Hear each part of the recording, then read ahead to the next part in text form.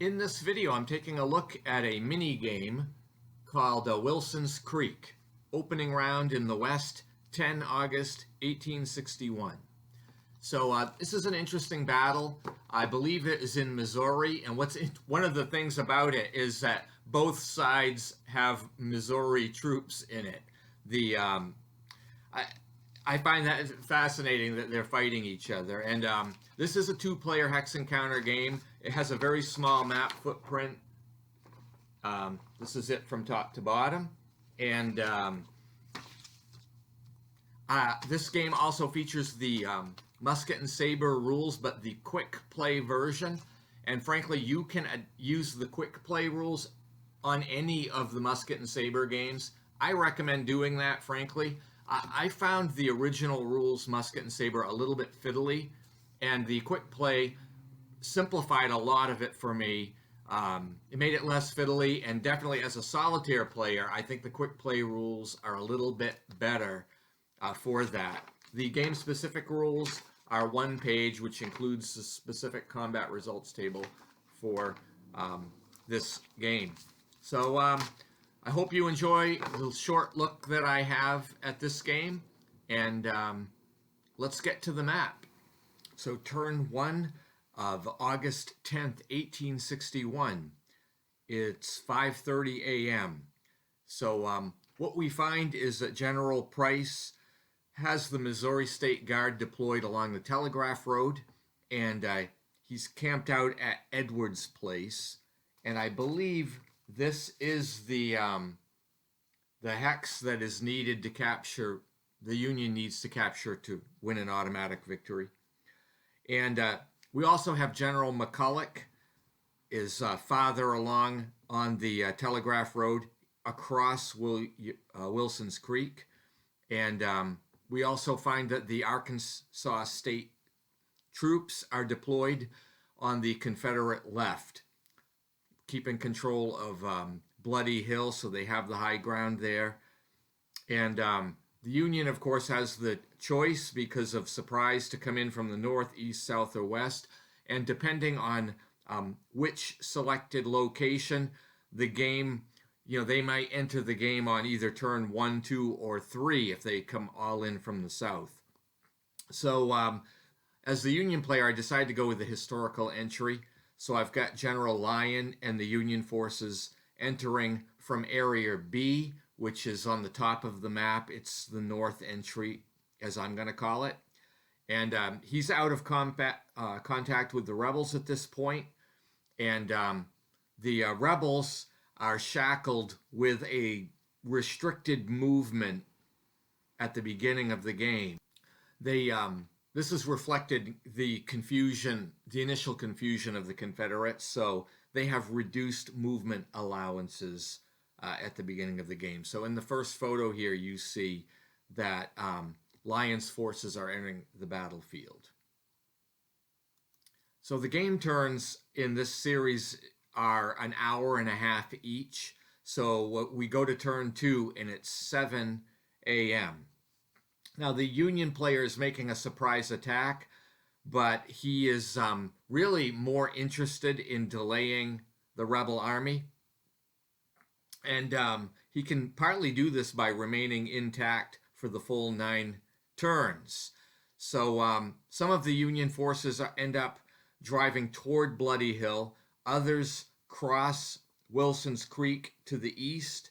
And then I have a cavalry vedette riding off to the Ray property, which is along the Telegraph Road.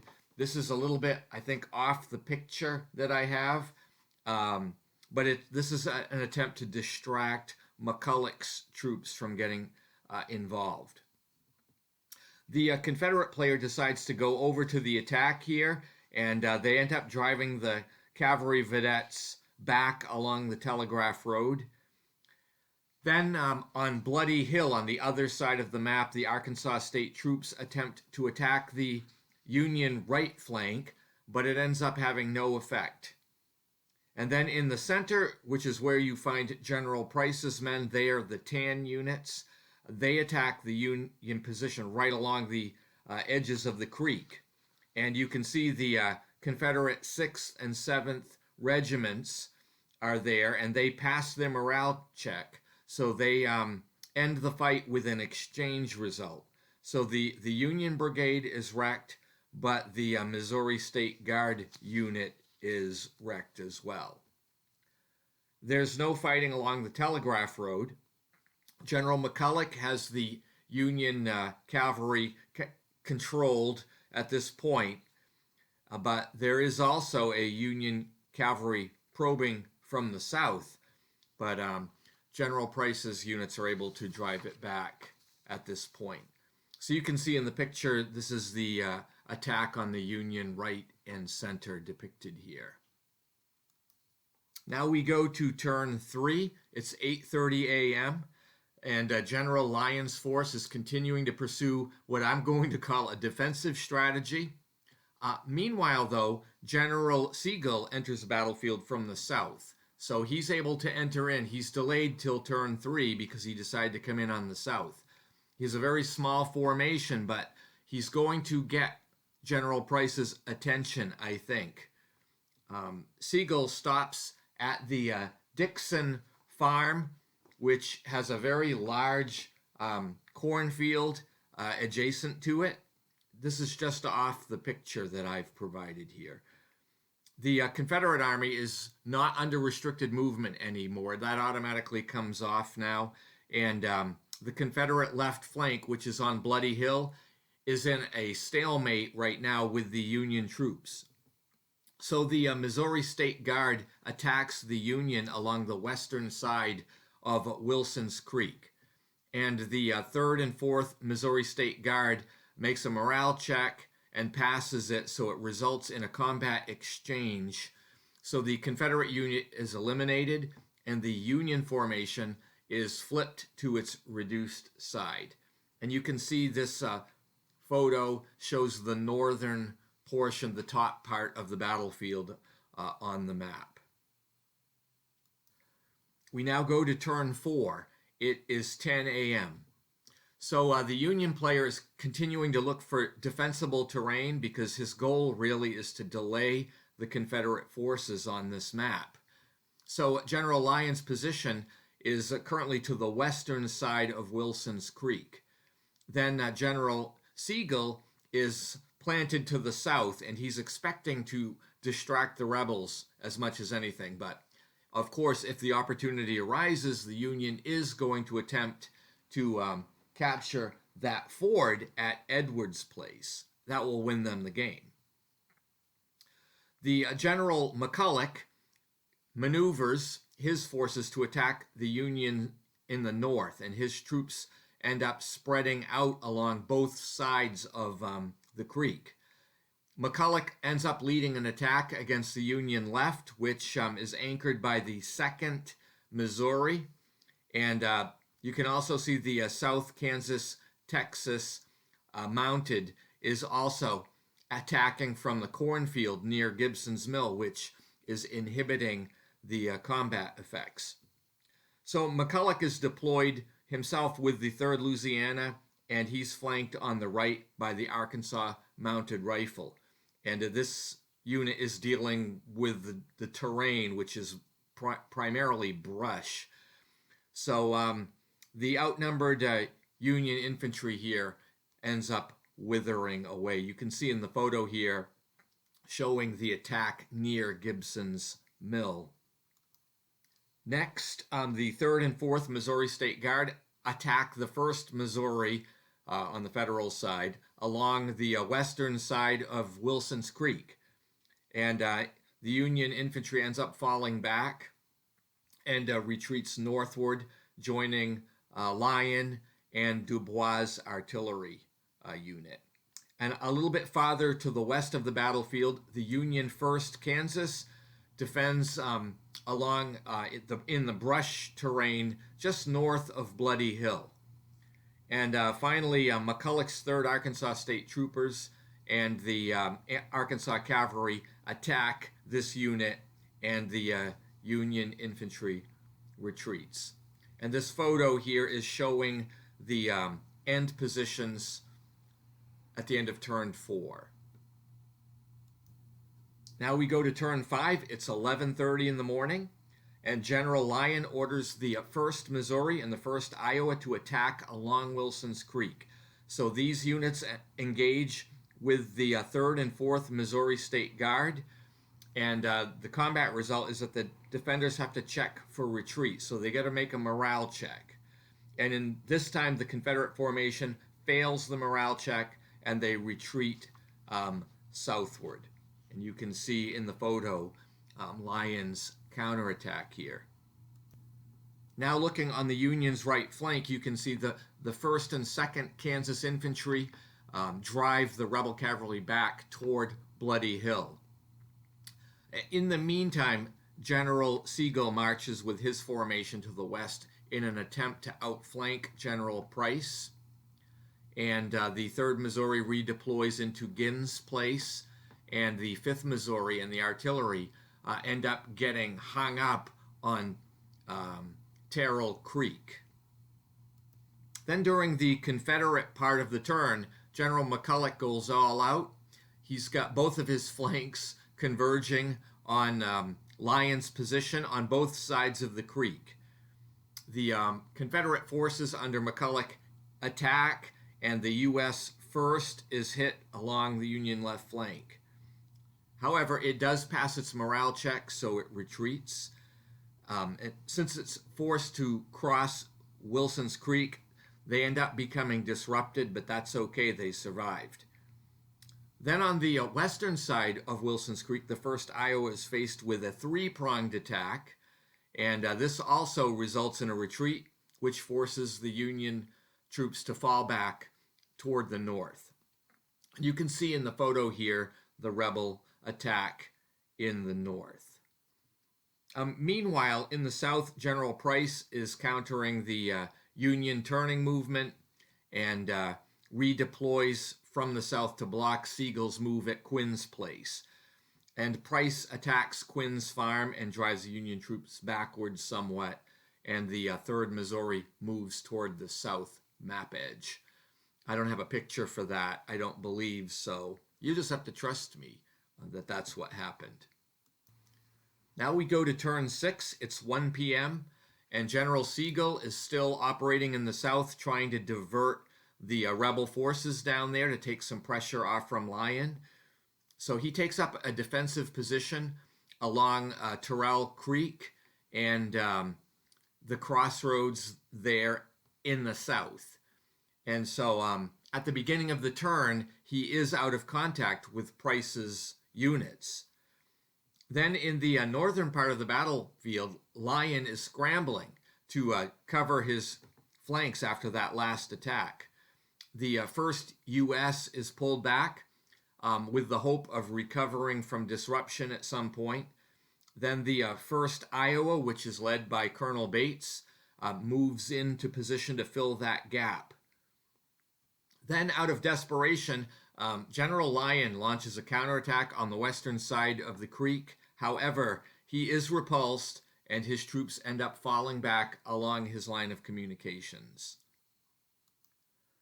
During the Confederate part of the turn, General Price drives his formation solidly into Sigel's position. And so the Missouri State Guard ends up attacking Sigel's left.